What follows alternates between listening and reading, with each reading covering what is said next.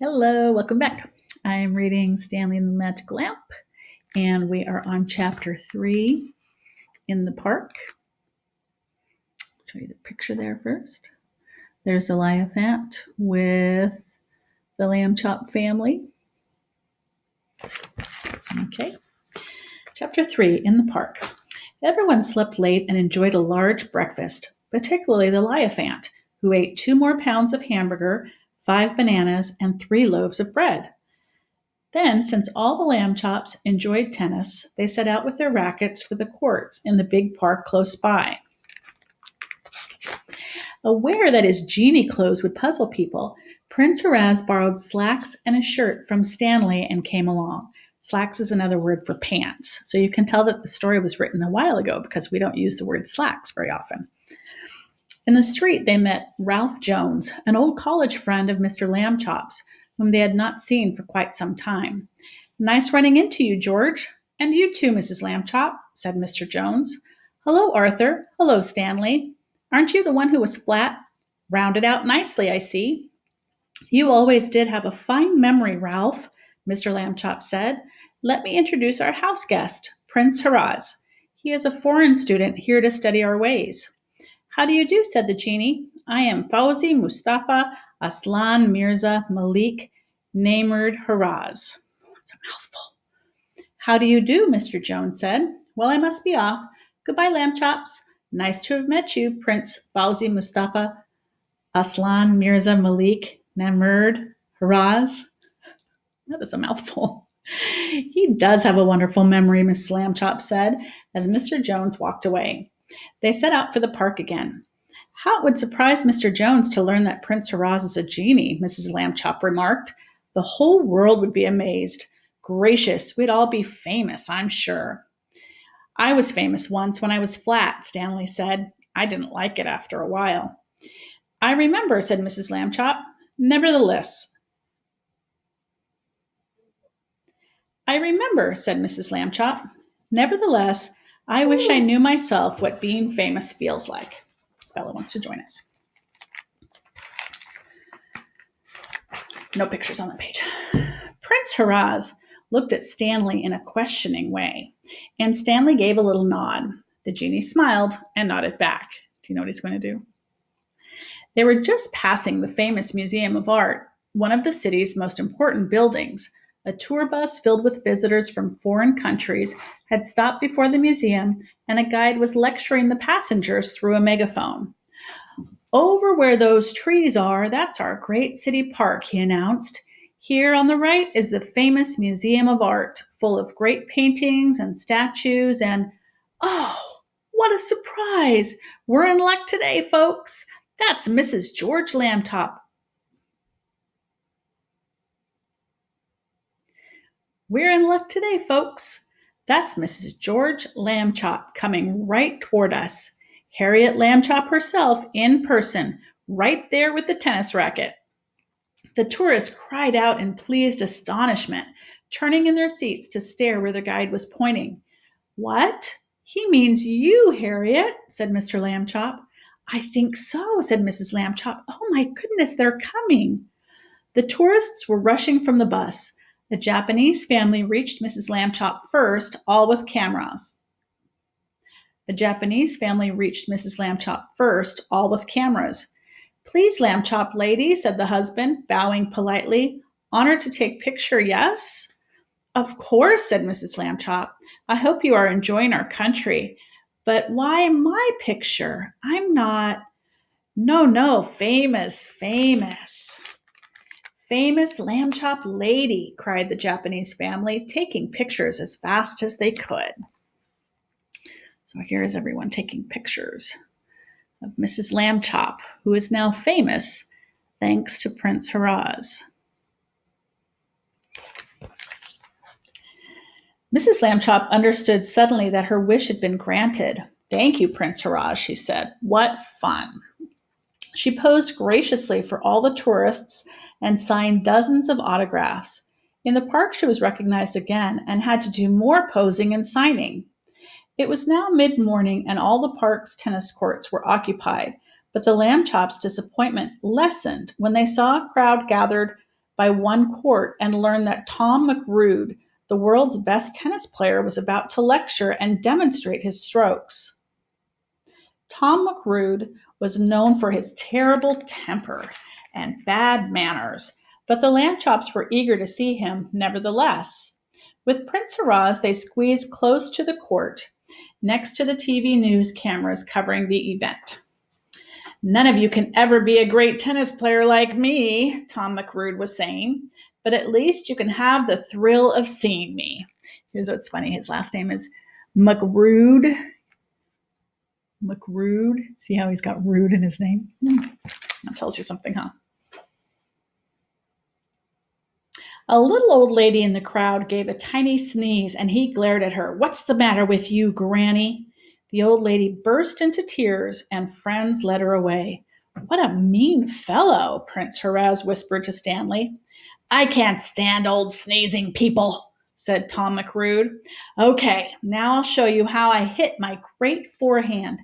First," "Hold it, Tom," said the TV news director. "We've just spotted Harriet Lambchop here. What a break. Maybe she'll say a few words for our cameras." Even Tom McGruder was impressed. "The Harriet Lambchop? Wow." "Swing those cameras this way, fellows." The director ran over to Mrs. Lambchop, holding out a microphone. "Wonderful to see you," he said. "Everybody wants to know your views. Favorite color? What about the foreign situation? Do you sleep in pajamas or a nightgown?" "Isn't that rather personal?" asked Mr. Lambchop. "Yes." "George, please." Mrs. Lambchop spoke into the microphone. "Thank you all for your kind welcome," she said. "I would just like to say that I'm glad my fans are having such a lovely day in this delightful park." The crowd cheered and waved, and Mrs. Lambchop waved back and blew kisses. Jealous of the attention she was getting, Tom McGruder whacked a tennis ball over the fence behind him. Noticing Mrs. Lambchop spoke again into the microphone. "And now let us give this great champion our attention." "Yeah," growled Tom McGruder. When the TV cameras had swung back to him, he went on. "I need a volunteer so I can demonstrate how terrible most players are compared to me." Mr. Lambchop thought it would be thrilling to share a court with a champion. Signaling with his racket, he stepped forward. Tom McGruder handed him some balls. "Okay, try a serve." Mr. Lambchop prepared to serve. "He's got his feet wrong," Tom McGruder shouted, "and his grip is wrong. Everything is wrong." This made Mr. Lambchop so nervous that he served 2 balls into the net instead of over it. "Terrible, terrible. Watch how I do it," said Tom McGruder, running to the far side of the court.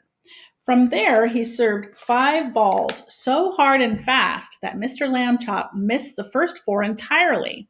The 5th one knocked the hand out of his racket. "Ha ha," laughed Tom McGruder. "Now let's see you run." There's a picture of poor Mr. Lambchop trying to catch those balls that Mr. McGruder is hitting so fast. He began hitting whizzing forehands and backhands at sharp angles across the court, making Mr. Lambchop look foolish as he raced back and forth, getting very red in the face and missing practically every shot. The other Lambchops grew angry, as did Prince Haraz. "This need not continue, you know," he whispered to Stanley. You know what they're going to do? You think about that? Predict. Are you predicting? Just then, Mr. Lambchop came skidding to a halt before them, banging his knee with his racket as he missed yet another of the champion's powerful shots.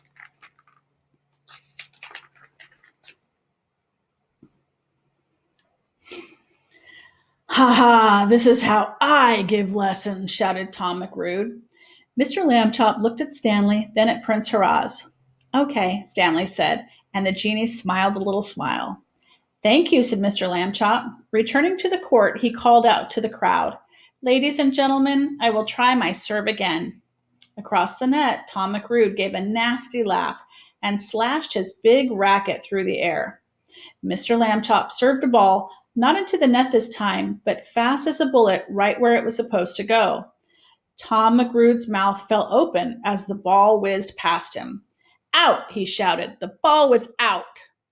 Voices rose from the crowd. Shame on you. The ball was in. What a liar. In. Tom McGruder shook his fist. I'll bet you can't do that again. Mr. Lambchop served 3 more balls, each even faster than the first one, and as perfectly placed. Tom McGruder could not even touch them, though the last one bounced up into his nose. Then Mr. Lambchop rallied with him, gliding swiftly about the court and returning every shot with ease. With powerful forehands, he made Tom McGruder run from corner to corner.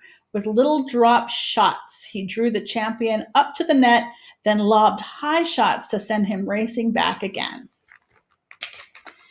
Nobody has ever played such great tennis as Mr. Lambchop played that day.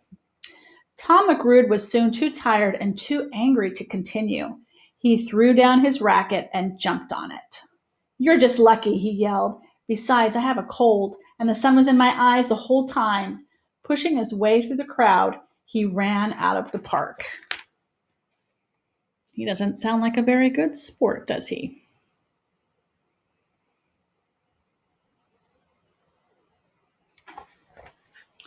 There was tremendous cheering for Mr. Lambchop, who just smiled modestly and waved his racket in a friendly way.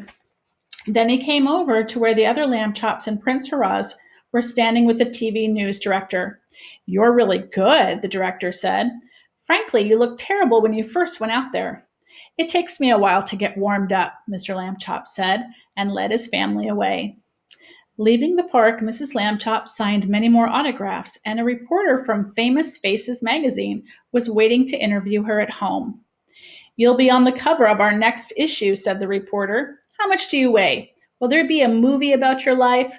Who gave you your first kiss? None of your business, said Mr. Lambchop, and the reporter went away.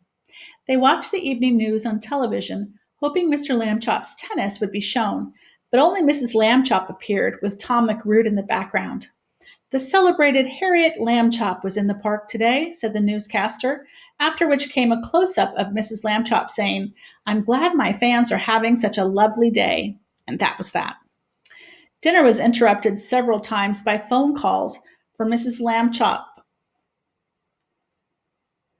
Dinner was interrupted several times by phone calls from Mrs. Lambchop from newspaper and television people. The calls bothered Mr. Lambchop, but not the Liophant, who ate 4 pork chops, a jar of peanut butter, a quart of potato salad, and the rubber mat from under his dish. And that is the end of chapter 3. And if you're in my class, I would like you to go over to Flipgrid now and answer the question, would you like to be famous? Yes or no? If you would, why? And if you would not like to be famous, why not? All right, see you next time.